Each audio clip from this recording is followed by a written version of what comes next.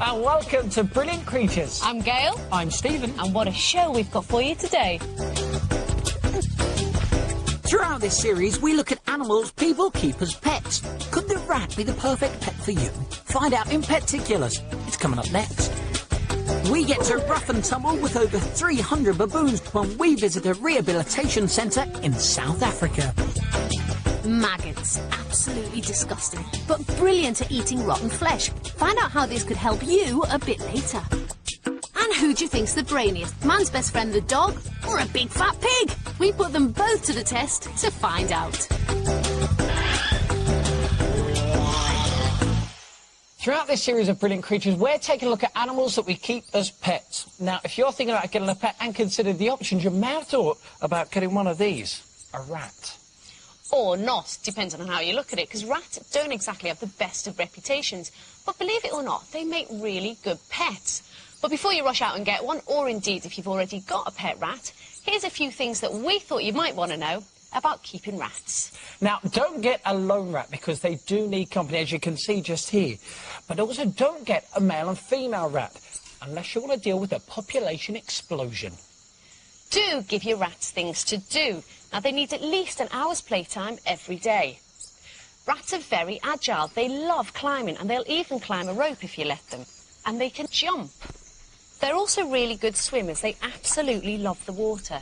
So introduce your rat to water from a very early age. Now, there are lots of ideas on the internet of how you can entertain a rat, and here's a good one for starters. If you get a new painting and decorating tray, it makes an ideal pool because it's got both deep and shallow ends. What you want to do is place it on a plastic sheet or in your bathtub and add some water and then a few frozen peas. And as you can see, look, already they're attracted. You'll see that they'll fish from the sides or they may just dive straight in. Don't just feed your rat pet mix, because it's very boring. Instead, make things a bit more interesting by giving them fresh carrot, apple, which they really like, also some low-fat meat, and even dried dog biscuits. Now, you could think about making your rat a digging tray. All you need to get is a plastic tray, just like this one, and then fill it with clean soil, add some grass seed or corn, and then just water and watch it grow. Push some tidbits into the soil and let your rat investigate. Do give your rat a rock to clamber on. What they'll do is scratch and gnaw at it, which will keep their teeth and claws from getting too long, and it might even save you a trip to the vets. Rats are fantastic. They're intelligent and you can train them. And now you've heard the rat Pet-ticulars, is it the particular pet for you? Well, for more information and expert advice, why don't you check out the Brilliant Creatures website? You'll find loads of links there to some great web pages where you'll find all the information you could possibly want on keeping rats.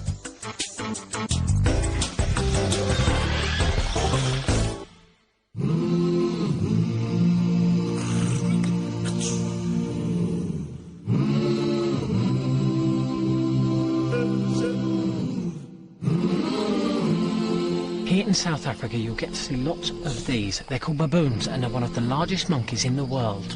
When they're fully grown, they can catch and kill a leopard. They're massively destructive. They actually wreck property, destroy farmers' crops, and prey on their wild stock, which they kill and eat. They're seen as vermin, which means there are no laws to stop people killing them if they want to. And the farmers do kill them, lots of them. But sometimes they can't always bring themselves to kill the babies. So where do the babies end up? Well, just here, at the Baboon Sanctuary, under the care of a very special lady by the name of Rita Milio. Hi. Well, I have about 300 baboons. Our center is here for baboons in trouble. And baboons in trouble are usually little orphans where the mother gets shot. We take them in, we look after them because they are just like little children. They need mothers and nurturing, and then they stay in groups and they sort of grow up in the groups so that by the time they are ready to go out in the bush, they are a functioning baboon unit. Rita's centre is in the middle of the bush, and 10 years ago a troop of wild baboons moved in with her. They regard this as their home as well, which is nice for me because my baboons learn a lot from them. We didn't know what to expect from the baboons, but they certainly didn't live up to their fearsome reputation. He's picking me nose. Get ready, he's going to do a jump. They're playing. Here we go, get ready. So, Rita, I've noticed that a lot of the girls stay in the cages with the baboons. They are the foster mothers. In nature, the baboons have their own mother. We have little orphans practically, so they need a mother figure also to keep the order. Do individual baboons bond with particular people? Yeah. Very much so. And people bond with individual baboons. Poppy, a volunteer from London, is foster mum to a 10-day-old baby. Well, this is my present baby. And what's his name? His name's Mango, and he sleeps in my bed, and he does everything and comes everywhere with me. I can't put him down, or he screams. So does he sleep well? Yeah, he sleeps as long as I let him suck my earlobe. And the worst was there was one night when he's busy sucking my earlobe, as usual, and suddenly get, and he chucked up in my It all started 22 years ago with just one baboon, Bobby, who Rita found as a baby, battered and left for dead in a rubbish bin. Since then, Rita's raised hundreds of baboons and released 7 complete troops back into the wild to live free in the African bush. When the time comes to release a troop of baboons back into the wild, Rita has found it difficult to find a suitable place because they're so unpopular. But thankfully, things are starting to change. Yep, gradually landowners are allowing baboons back onto their land as a symbol of Africa's incredible wildlife. I hope to save them from extinction. I hope that it won't come to the point that they become an endangered species. And there are some of the few primates that have learned to live as people. So we are able to put them back into the wild, and if people are tolerant and keep them there, they can live and they can survive and they can hopefully still be there when we are all gone.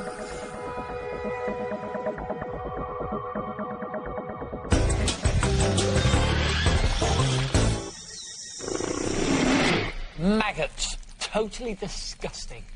Now, what makes maggots so gross is that they actually live on festering, rotten flesh.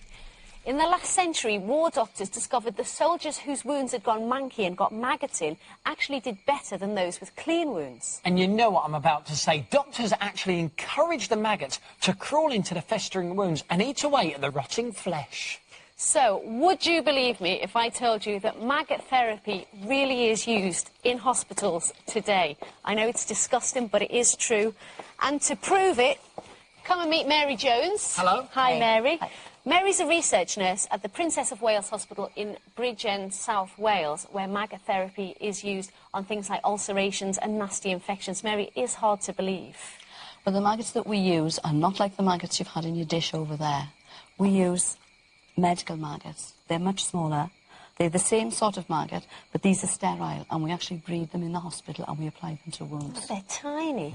But I tell you what, have a look at Stephen's arm. Always bad. Is this the kind of thing that happens when you work on Brilliant Creatures? No, it's not really. That's one that we've mocked up. But can you use that wound to show us how you Sure, I can. do the maggot therapy? Yes. Right. First thing we do is we need to make a little cage.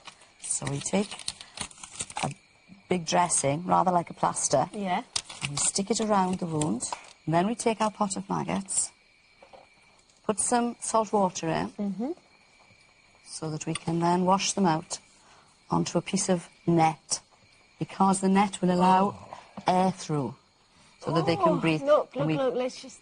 That's a bit much, isn't it? That's lovely. So then what do you do? Then we take the net over to the wound, turn it over, and the maggots will go on the wound. Oof, and then you'd stick Yeah. that down. And then we stick it down with some very sticky tape. Oh, it feels a bit much, this, you know. Oh, dear. And I'm not even hurt. It'll be wonderful. And how long do they stay there? They stay on for 2 to 3 days. We stick this over the top so that you can't see what's going on. Oh, that's good. And then we tape it down. In 2 days, you'll have a lovely clean wound. Well, It's just unbelievable, isn't it? If you still need some convincing, meet our next guest, Alice Howardin. You come, Alice. How Come are you, and have a Alice? seat. Fine. Good. Now, under the care of Hounslow Primary Care Trust, you received maggot therapy, didn't you? Yeah. It was about 3 years ago, and I had an ingrown toenail, and I had to have it removed. And an infection developed after, and it caused gangrene, and I had to have the maggots. And were you freaked out having the maggots crawling on your toe? Yeah. Was it horrible? Yeah. Could you feel them? No, there wasn't many nerve ends in the toe because I had the operation. But when they washed them off, they went in between your toes. It is disgusting, but just look at this for final proof. Here's a picture of Alice's toe before the maggot therapy, and then after it. which is all the proof you need to show how effective it is. It is amazing, isn't it? Alice, thank you so much for coming in. You've been a star. And thank you to you, Mary, as well, of course. So there you have it. It is true. Maggots are still being used in hospitals. They are still eating rotten flesh, and they are still helping people to heal. They're maggots. They're repulsive, but they're very effective.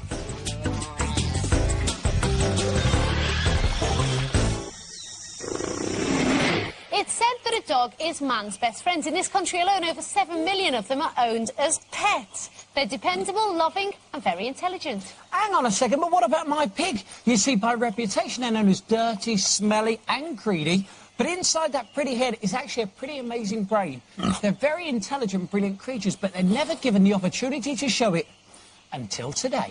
Because we're going to put the pig to the test against the dog. Now, dogs can be trained to obey some simple commands. Kai, sit. Good boy. Oh, that's good, but we've all seen it before, haven't we? Watch the pig do it. You ready? Purdy, Purdy, Purdy, sit, sit, sit. Good pig, good. That was pretty impressive. But my dog has learned how to retrieve things. Now, watch this. Oh, sorry, Kai. Ready? Ready, Kai? Ready? Wait. Fetch. Good boy, Kai.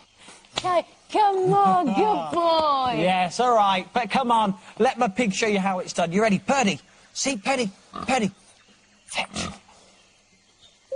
Fetch. Go on. Go on, Purdy. Go on. That's it. Pick it up now. Go on, you can do it. Go on, Purdy. Very good. But how will Purdy cope when she's faced with a more unusual challenge of brain power? Well, let's put it to the test, shall we? Now, this is the sort of obstacle course that you would see at a dog show. First of all, we've got a slalom. The dog will weave in and out, straight through the tongue, fingers crossed, like that. And the final obstacle, the hoop over the cone to drop into the bucket. How will the dog do? Let's find out. Good luck, Gail. Thank you. I'm not sure he'll do it as well as Stephen just did it, but we'll give it a go. Come on, Kai, you ready? OK, weave, Kai, weave. Good boy, weave, weave, Kai, weave. Come on, come on. Good boy, through the tunnel, Kai. Good boy, hoop, Kai, hoop, bucket, bucket, hoop, bucket. Oh, we won't do the hoop. But 2 out of 3 is not bad. Piggy, I throw down the gauntlet to you. Beat that. Here you go, Kai. We'll show you. Come on, Purdy. Come on, Purdy. Weave, weave, weave, weave, weave, weave. Good piggy.